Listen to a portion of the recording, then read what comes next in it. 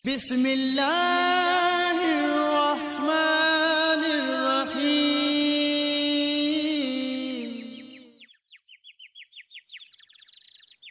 Bismillahirrahmanirrahim. Assalamualaikum warahmatullahi wabarakatuh. Bismillah, alhamdulillah, wassalatu wassalamu ala rasulillah Sayyidina Muhammadin ibni Abdillah wa ala alihi wa ashabihi wa man tabi'ahu wa mawalah. Ashhadu an la ilaha illallah wahdahu la syarikalah wa ashhadu anna Sayyidina Muhammadan abduhu wa rasuluh la nabiyya ba'dah. Allahumma salli wa sallim wa barik ala Sayyidina Muhammad wa ala ali Sayyidina Muhammad. Qala rabbi israh li sadri wa yassir li amri wa hlul 'uqdatam min lisani yafqahu qawli, amma ba'du. Bersyukur kita kepada Allah dengan ucapan alhamdulillah. Berselawat kita kepada Rasulullah dengan ucapan Allahumma shalli ala Sayyidina Muhammad wa ala ali Sayyidina Muhammad. Yang sama-sama kita hormati para pengurus Dewan Kemakmuran Masjid Baitul Salam, para masyaikh, para kiai, para asatid, Pak RT, Pak RW, para sesepuh, orang tua kami. Mudah-mudahan semua yang hadir pada kesempatan kali ini dimuliakan oleh Allah Subhanahu wa taala. Nanti dipotong. Nah, hari ini saya sampaikan hadis sedikit saja, tak terlalu panjang. Ini tentang bagaimana kita tergugah untuk ke Palestina. Apa kata Rasulullah? La yazalu qalbul kabir. Tidak pernah bergeser hati orang tua syaban. Dia merasa muda. Orang tua berumur 70, 80, 90, dia cuma badannya saja yang keriput, dia cuma giginya yang copot, dia cuma matanya yang buram. Tapi hatinya, kata Rasulullah, la yazal. La yazal itu artinya masih, tidak bergeser. Kalau di Arab tuh, kalau ditanya Ustadz Nuruddin tuh masih ngisi kajian subuh di Masjidil Salam. Mazal, mazal itu di Timur Tengah. Mazal tuh masih. Jadi yazal, tidak bergeser hati orang tua, syaban, selalu merasa muda. Ini hadisnya jangan pula untuk mengejat kakek-kakek atau nanti Ustadz Herul keluar di rumah tuh masih muda kan tuh, jangan pula. Untuk kita sendiri, kita ini juga akan tua pada saatnya. Itu Ustadz Herul. Dalam hal apa? Fisnata ini, dalam dua. Orang tua meskipun umurnya sudah lansia, tapi hatinya dia merasa muda. Dalam muda masalah apa? Fisnatain. Yang pertama, hubud dunia. Yang kedua, tulul amal. Bukan amal, tapi pakai alif. Cinta dunia dan tulul amal, panjang angan-angan. Panjang rencana. Banyak kali rencana. Macam-macam. Sudah punya motor satu, pengen motor dua. Sudah punya motor dua, pengen rumah besar. Punya rumah besar, pengen kapling. Terus begitu. Sudah punya bini satu, pengen dua, tiga, empat. Masya Allah, tabarakallah. Jadi kalau ditanya, atuk kan sudah tua, kenapa masih begini? Tak usah kaget, hadisnya ada. 1400 tahun lamanya Rasulullah sudah menyampaikan ke kita. Hubud dunia. Apa itu cinta dunia? Disampaikan Allah surat Al-Hadid ayat 20. Wa mal hayatud dunya illa mata'ul ghurur. Kehidupan dunia itu adalah tipu daya. Makanya Nabi Muhammad SAW, makanya Rasulullah Allah Subhanahu wa taala menyampaikan di situ bahwa dunia itu laibun walahwun, permainan. Lahwun, sendau gurau, wazinatun, perhiasan, wa tafakhurum bainakum, saling berbangga-bangga di antara yang lain, wa takatsurum fil amwal wal aulad, saling berlomba-lomba membangga-banggakan dengan banyaknya harta dan bangga dengan anak-anaknya. Pertama, laibun, permainan. Bagaimana permainan? Kalau ada orang main misalkan gaple kartu, kemudian dia senang dengan permainannya, pada saatnya permainan itu akan selesai. Kenapa? Karena yang main semuanya capek. Main skater pun juga kalau lagi fokus meskipun pada saatnya dia akan capek. Ada yang capek, selama-lama capek, mati. Wah, ada main game, langsung mati. Makanya yang suka main skater jangan lama-lama takut mati. Jadi dunia itu adalah permainan, pada saatnya akan selesai. Walahun, sendau gurau. Bagaimana sendau gurau? Tertawalah orang itu di kafe, tertawalah di tempat ngopi, tekakak gigi. Tapi pada saatnya dia akan berhenti. Tidak selamanya dia akan tertawa, pasti dia akan capek, pulang ke rumah tidur. Wazinatun, dunia itu adalah perhiasan. Bagaimana perhiasan? Bangga orang tuh pakai emas, bangga orang tuh pakai HP yang mahal, pakai jam tangan, pakai aksesoris, pakai baju. Tapi pada saatnya ketika malam dia sudah capek, dia lepaskan semua perhiasannya. Karena dia mau tidur. Dia lepaskan yang dibangga-banggain tadi siang karena dia di kondangan, dipamer-pamerkan ke orang, tapi ketika pulang ke rumah dia lepaskan. Begitu juga dunia, tidak akan selamanya digenggam oleh kita. Wa tafakhurum bainakum, dengan dunia orang banyak berbangga, berlomba-lomba bangga, aku yang paling kaya, aku yang paling baik, aku yang paling ganteng, aku yang paling enak hidupnya karena aku tidak punya masalah, dan aku yang paling baik ekonominya, aku yang paling enak makanannya di rumah, aku yang paling lengkap furniture-nya karena aku punya kulkas, punya dispenser, punya mobil segalanya. Kasihan tetanggaku. Orang berbangga-bangga menceritakan, oh saya dulu pernah jadi direktur, saya dulu pernah sukses, punya kapling, segala macam. Itu dunia. Wa takatsurum fil amwal wal amlad, juga dia berbangga dengan anakku yang pertama dapat beasiswa, anakku yang kedua dia hafal Quran, anak terus berbangga memamerkan kepada orang, tapi pada saatnya dia akan sirna. Kenapa? Dia sendiri yang mati, meninggalkan dunia yang dia banggakan. Jadi tidak ada gunanya. Maka Rasulullah SAW menyampaikan dalam hadisnya, mengumpamakan, bahkan bersumpah Rasulullah, wallahi, demi Allah, mad dunya fil akhirati illa mithlu yaj'alu ahadukum isba'ahu fil yammi falyandur bima yarji. Kata Rasulullah, demi Allah, kalau dunia dibandingkan dengan akhirat, itu sama dengan kalian datang ke lautan, kau celupkan, kata Rasulullah, telunjukmu ke lautan, lalu kemudian kau angkat telunjuk itu, falyandur bima yarji. Apa yang tersisa di tangan jari ini, Pak? Setetes, dua tetes. Akhirat itu sama dengan samudra, lalu dunia itu sama halnya, kau celupkan tanganmu, angkat, yang tersisa itulah dunia. Lebih luas akhirat. Dunia itu cuma setetes. Jadi kalau nanti Ustadz Herul bikin vlog, hai guys, dunia itu hanya setetes. Ketika engkau dapat dunia itu, kau jangan sombong, kau jangan bangga, karena yang kau dapatkan cuma setetes. Tapi ketika engkau tak dapat dunia itu, gagal, tak menjadi orang kaya, banting tulang, peras keringat, tunggang langgang, tunggang pukang, kepala jadi kaki, kaki jadi kepala, tapi kau tetap tak kaya-kaya, kau jangan bersedih, kau jangan galau, apalagi sampai depresi, stres, karena yang kau tak dapatkan cuma setetes. Udah paham kan Pak maksudnya? Jadi dunia ini hanya setetes, kata Rasulullah. Setetes yang kita dapatkan. Kau punya kapling sampai ribuan hektar, kau punya kos-kosan sampai ratusan pintu, punya mobil banyak, itu hanya setetes, kata Rasulullah. Maka ketika orang yang beriman, yang faham dengan hadis ini, ketika dia melaksanakan sebuah ujian, tapi ujiannya gagal, dia tidak akan pernah sedih, dia akan tidak pernah galau. Dia nengok tetangga semakin kaya, dia tidak bersedih, padahal aku yang paling kenceng kerjanya, siang malam berangkat subuh, pulang sampai jam 3 subuh juga, tapi aku nggak kaya-kaya. Aku tengok tetangga, dia goyang-goyang kaki, bisa pula dia kaya. Tak perlu bersedih, karena dunia yang mereka miliki hanya setetes, kata Rasulullah SAW. Maka ketika kita dapat dunia kaya kita tak sombong, yang kita dapatkan cuma setetes. Ketika kita tak dapat dengan dunia ini, juga tidak bersedih, karena yang tidak didapatkan kita setetes. Makanya orang kafir yang tidak beriman, ketika dia memaknai dunia, dia depresi ketika dia gagal, akhirnya bunuh diri, Pak. Berapa banyak orang bunuh diri? Tapi yang banyak sekarang bunuh diri, Pak Ustadz, orang beriman, hutang banyak, Pak Ustadz, kredit banyak. Mana nggak stres, Pak Ustadz? Mobil kredit, rumah kredit, Magicom kredit, setrika kredit, HP pun kredit, Pak Ustadz. Stres dia mau bayar, bunuh diri.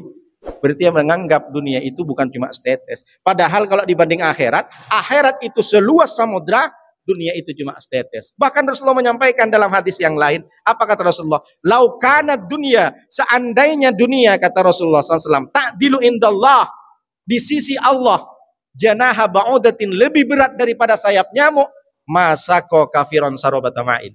Maka Allah itu tidak akan pernah memberikan air minum walaupun seteguk kepada orang yang kafir. Apa maknanya? Begitu mudahnya Allah mengibaratkan, kata Rasulullah, dunia ini tidak lebih berat daripada sayap nyamuk. Bapak tahu kan sayap nyamuk bagaimana? Jangankan sayap nyamuk, nyamuk aja tak berguna, Pak. Dunia ini menurut Allah, kata Rasulullah, seandainya dunia ini lebih berat daripada sayap nyamuk, maka Allah itu tidak akan memberikan rizki kepada orang yang kafir meskipun seteguk air. Apa maknanya? Harta yang kita miliki ini lebih banyak lagi orang tak beriman kepada Allah. Maka apa yang kita banggakan? Menurut Allah dunia ini hina, dunia ini rendah, jangan kau terlalu fokus dengan dunia. Tapi bukan berarti kita tak boleh cari dunia. Kita mesti harus kaya. Tapi jangan sampai dunia yang kita miliki adalah tujuan daripada hidup kita. Wala tansa nasibaka minad dunya. Jangan kalian tiba-tiba karena tidak cinta dunia, kau tak cari dunia. Silakan kau cari dunia sebanyak-banyaknya, tapi bagaimana dunia itu menjadi tujuan akhirat daripada kita. Abdurrahman bin Auf, Sayyidina Utsman, mereka orang-orang kaya. Jangan pula habis ini Bapak tinggal di Barelang. Kenapa Pak tinggal di Barelang? Saya ini sudah tidak cinta dunia, Pak. Saya tinggalkan, istri pun saya tinggalkan, Pak. Itu tak betul. Hidup di Barelang dengan rumah seadanya, dia nanam jagung, nanam ubi, kemudian dia pelihara ikan. Setiap hari dia makan ubi, ambil ikannya itu yang sudah dipelihara dari awal, dimakan. Akhirnya tak ikut kajian subuh lagi. Ada Palestina, tak perlu, itu dunia katanya. Tak betul pula ini. Bukan seperti itu. Jangan dunia jadikan tujuan akhir daripada hidupmu. Silahkan kau kaya, tapi kekayaanmu bagaimana menolong agama Allah. In tansurullah yansurukum. Makanya bagaimana caranya? Kata Imam Ghazali, Abu Hamid Al-Ghazali, beliau mengatakan cara bagaimana kita tidak cinta dunia. Kenapa orang banyak cinta dunia? Alasannya yang pertama karena dia al-jahlu. Kenapa orang terlalu cinta kepada dunia? Karena dia, mohon maaf, al-jahlu, tidak tahu, bodoh dengan apa yang disampaikan oleh Rasulullah, tidak paham. Sehingga apa yang terjadi? Dia terlena dengan dunia, dia terjerumus. Bagaimana agaknya kalau nengok kita teh ini manis, tiba-tiba tercium oleh semut. Maka disamperinlah teh ini oleh semut. Dia menganggap semut ini bisa menghabiskan satu gelas. Ini rezeki ini katanya. Akhirnya semut itu datang ke gelas itu, masuk ke dalam. Mati apa tak mati? Dia anggap, pikirnya aku bisa menghabiskan teh manis ini. Akhirnya datanglah kawan-kawan yang lain semut itu datang. Dipanggillah kawan-kawan semut yang lain. Mereka juga mengira teh ini adalah milik kita, kita habiskan. Masuk juga, mati semua. Maka datanglah orang yang menyelamatkan semut-semut dari cinta dunia. Siapa itu? Emak-emak. Ambillah kapur barus. Dikasih kapur barus di sekeliling teh ini. Biar semut. Sebenarnya si emak-emak ini bukan berarti tak mau ngasih ke teh. Biar dia selamat. Tidak terjerumus juga kepada dunia. Dunianya semut itu kan teh. Ada gula. Nah, itu. Kalau kita kan uang. Kalau bapak-bapak ya anak gadis perempuan. Macam lah. Bukan bapak di sini. Pak Ustadznya asik nak ke situ terus. Jadi kalau semut datang itu mengambil dunia tehnya itu, diselamatkanlah sama emak agar kamu tidak terbunuh. Saya tak paham apakah emak-emak itu menyelamatkan dia untuk tidak terbunuh atau memang tambah dibunuh. Kalau kena kabur barus mati juga dia kan. Nah, ketika kita itu cinta dunia harus ada yang mengingatkan. Siapa yang mengingatkan? Ustadz, kiai. Itulah kenapa setiap sholat Jumat selalu disampaikan oleh khotib, wala tamutunna illa wa antum muslimun. Janganlah engkau mati kecuali dalam keadaan Islam. Itu pentingnya kenapa kita duduk di kajian subuh, direfresh, selalu diingat. Manusia ini kan selalu lupa. Itu sudah tahu. Tapi kalau nggak direfresh, itulah pentingnya kenapa kita ada kajian subuh, ada pengajian. Sholat Jumat pun itu saja yang disampaikan. Karena untuk mengingat kita, mencarger otak kita ini agar kita tidak terlena dengan dunia. Itulah kenapa kata Imam Ghazali, cara salah satunya adalah untuk tidak cinta dunia, kita mesti harus ada ilmu. Siapa yang bisa memberikan ilmu? Orang yang alim. Orang yang alim itu siapa? Yang ulama. Tapi ulama yang seperti apa? Ulama innama yahsallaha min ibadil ulama. Ulama bukan hanya sekedar dia menyampaikan, tapi dia takut kepada Allah. Makanya kata Ibnul Qayyim Al-Jauziyah mengatakan bahwa dunia itu adalah orang yang cinta dunia adalah dia terhina. Kenapa terhina? Kecuali ulama. Ulama pada saat itu. Karena ulama orientasinya ketika dia cinta dunia untuk menyebarkan ilmu-ilmunya. Jadi disampaikan oleh Rasulullah SAW bahwa yang kedua selain cinta dunia orang tua itu adalah tulul amal. Panjangnya rencana. Rencana seperti apa? Rencana seperti tadi. Tidak pernah merasa puas, pengen 1, 2, 3, 4 semuanya pengen begini. Makanya Pak kita tak kaget ada orang tua yang sudah berumur sekitar 70-80. Kalau dari tenaga ini kan sudah habis Pak ya. Tapi dia masih mau nikah Pak sama anak gadis 17 tahun. Dicobalah Pak dia. Akhirnya karena dia nikah dengan anak gadis 17 tahun, diminumlah semua obat tuh Pak. Obat apa itu? Obat lintah itu kan. Biar kuat tahan lama katanya. Akhirnya diminum, meledak lah Pak. Kayak mana kalau motor cup itu? Motor cup tahun 70 diisi minyak pesawat. Meledak atau tak meledak? Tenaga kurang tapi nafsu besar. Jadi kalau ada seperti ini, kalau kita tengok di media sosial itu berapa banyak umur 70 melakukan pencabulan. Nauzubillah min dzalik. Ada kan, Pak? Ada anak SD, dia umur 70, kita nggak kaget, Pak. Rasulullah sudah menyampaikan. Kenapa? Karena dia selalu dalam hatinya menginginkan bagaimana saya merasa muda terus. Jadi tulul amal ini salah satunya adalah direm dengan iman. Iman ini bagaimana caranya? Yang tadi harus mencari ilmu lalu kemudian praktekkan. Praktekkan bagaimana direm dengan iman seperti ini. Makanya kita mesti harus tegak lurus, tidak boleh condong sana, condong sini. Makanya harta itu bahasa Arabnya adalah mal. Mal itu artinya condong. Kalau kita datang, Pak, ke satu tempat, di sini ada masjid, di sini ada mall. Jadi kalau bahasa Indonesianya itu mall, kalau bahasa Arabnya mal. Mal itu condong, Pak, begini. Jadi kalau ada pohon kelapa itu di laut, di pantai, lalu begini, itu namanya mal, Pak. Makanya kenapa dibilang condong? Karena orang kalau dihadapkan satu tempat, ini masjid, ini mall, orang lebih condong ke masjid atau ke mall, Pak? Pasti condong ke mall. Jadi mal itu harta artinya condong. Jadi apa maknanya? Kita mesti harus tegak lurus. Mudzabdzabina baina dzalik. La ilaha ula'i wa la ilaha ula'.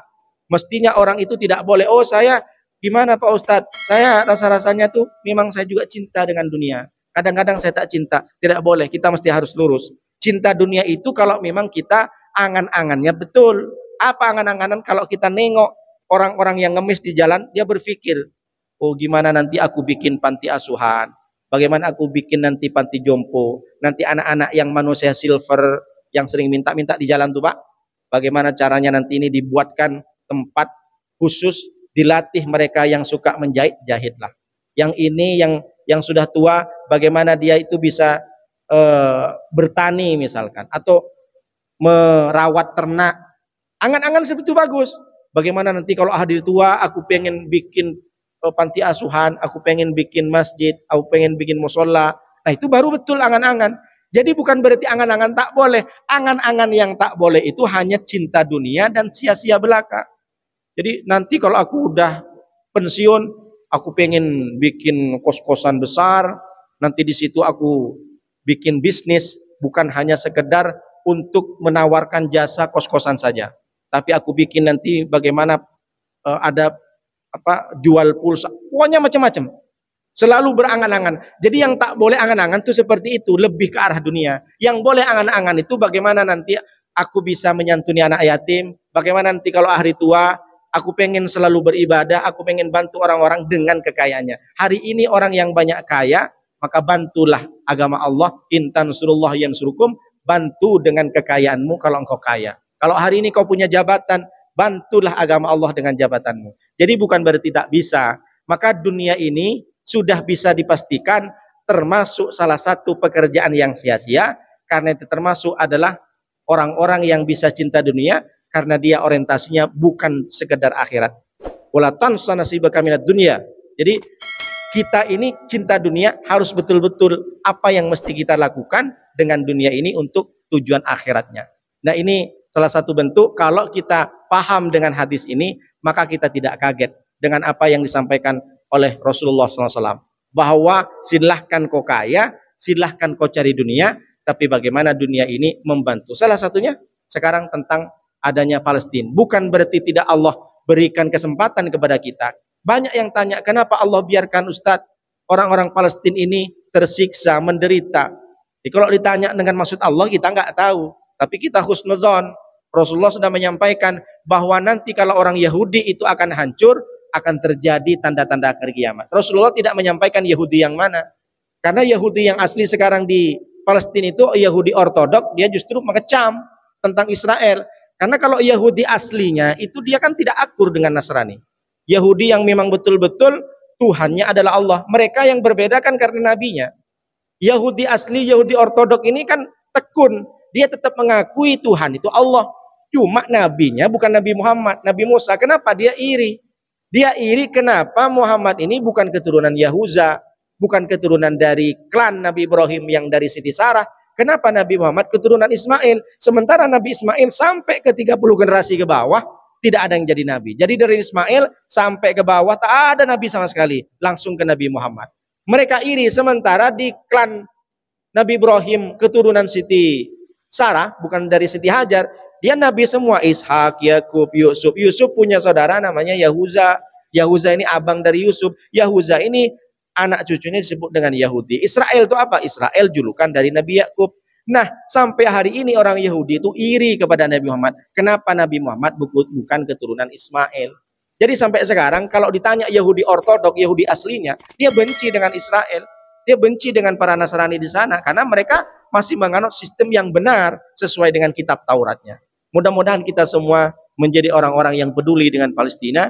Kalau kita tidak bisa bantu dengan badan kita, dengan harta kita, dengan mencegah untuk tidak mengkonsumsi produk-produk Israel, tak perlu kita berkomentar dengan yang sinis. Tak perlu kita harus memberikan argumentasi, karena itu akan lebih menyakitkan. Apalagi berbicara masalah Hamas, berbicara masalah Fatah, kita bukan ranahnya di situ. Kita cuma tahu dari buku, bukan tahu dari langsung. Hamas dan Fatah meskipun menganggap orang teroris, tapi itulah bentuk pemuda-pemuda, orang-orang yang berjuang bagaimana Palestina itu bisa merdeka. Sekarang pertanyaannya, kenapa orang Arab itu tidak kompak untuk membalas kezaliman Israel? Kenapa seakan-akan diam? Kita tengok, orang Arab diam semua kan? Kenapa? Saya baru sadar di usia segini, ternyata orang-orang Arab, negara-negara Arab yang besar, seperti Irak, Iran, kemudian termasuk Arab Saudi, dia kuat, banyak senjatanya, hartanya banyak. Kenapa tidak bantu Palestina? Karena mereka semua dijajah oleh Israel. Ya, kapan dijajah Pak Ustadz? Tak sadar mereka. Dijajah secara ekonomi. Produk-produk Israel dengan mudah dikonsumsi oleh mereka. Mereka punya hubungan bilateral, punya hubungan politik yang baik. Sehingga kalau dia itu mendukung Palestina, dia takut nanti pisah dengan hubungan Israel. Padahal negara-negara non-Muslim, Bolivia, Chili, Venezuela, sudah memutuskan hubungan kontrak dengan Israel. Itu baru benar. Justru negara Arab yang setiap hari dia sujud, dia diam saja Pak dengan pembantaian itu. Saya baru sadar ternyata dijajah oleh Israel. Kita juga dijajah. Gimana tak dijajah? Setiap hari kita beli McD, KFC, saya sebutkan aja. Enak, anak saya senang Pak Ustadz. Secara tidak langsung kita makan darahnya bayi Palestina. Maka kita boykot. MUI bukan tidak sembarang. Banyak ulama di situ. Haram kita mengkonsumsi itu. Tergantung Bapak Ibu. Silahkan. Anak saya suka sekali Pak Ustadz. Kalau tak makan KFC dia muntah Pak Ustadz. Terserahlah. Tapi setidaknya kita membeli produk-produk Israel, sama halnya kita meminum darah bayi yang diserang oleh Israel di Palestina. Na'udzubillah min dzalik. Mudah-mudahan kita berdoa orang-orang Palestina termasuk di Gaza bisa pulih kembali. Bagaimana tanah kelahirannya bukan cuma dirampas, tapi dibombardir yang asli. Makanya oleh karena itu kita berdoa bersama-sama. Akhir dari kajian ini, mudah-mudahan Allah memberikan pertolongan langsung kepada warga Palestina, Gaza. Saya tak sanggup Pak, disuruh sama kawan tuh postinglah Pak Ustadz tentang serangan. Saya tak bisa. Kalau saya posting bayi-bayi yang bergelimpangan jatuh setiap hari, anak-anak seperti ini Pak nggak ada takut lagi, mereka senyum Pak dengan makan semangka. Setidaknya kalau kita tidak posting, kita bagaimana janganlah ngomong yang aneh-aneh tentang penderitaan Palestina. Baik, ini saja yang bisa saya sampaikan. Mudah-mudahan bermanfaat. Mari kita doa bersama-sama.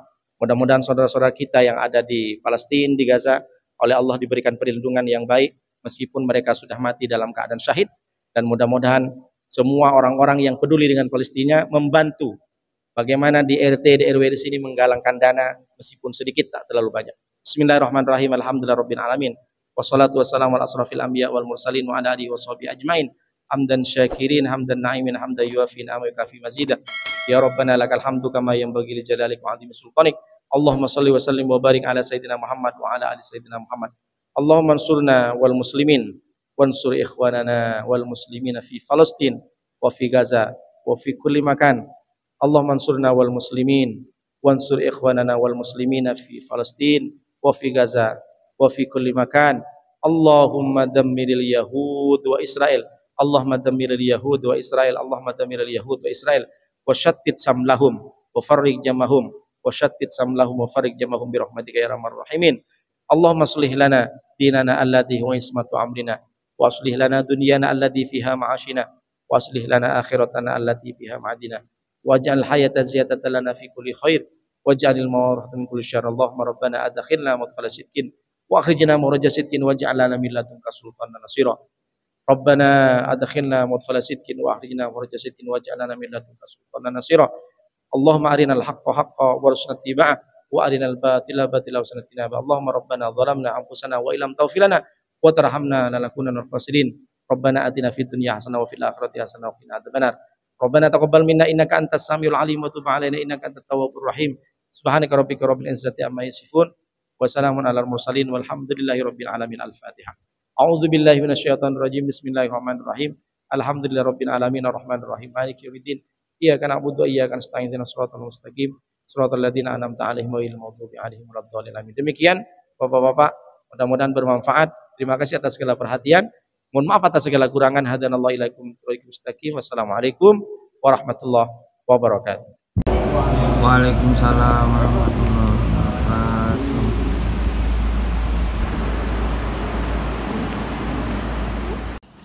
Banyak nih Pak. Full ayo, full. Pak, itu boleh diambil lagi Pak. Ini Pak. Bukan.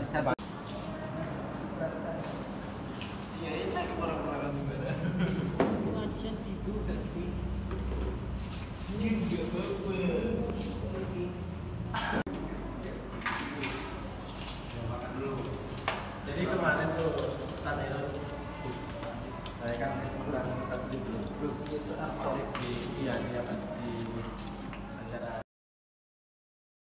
Sadaqallahul azim.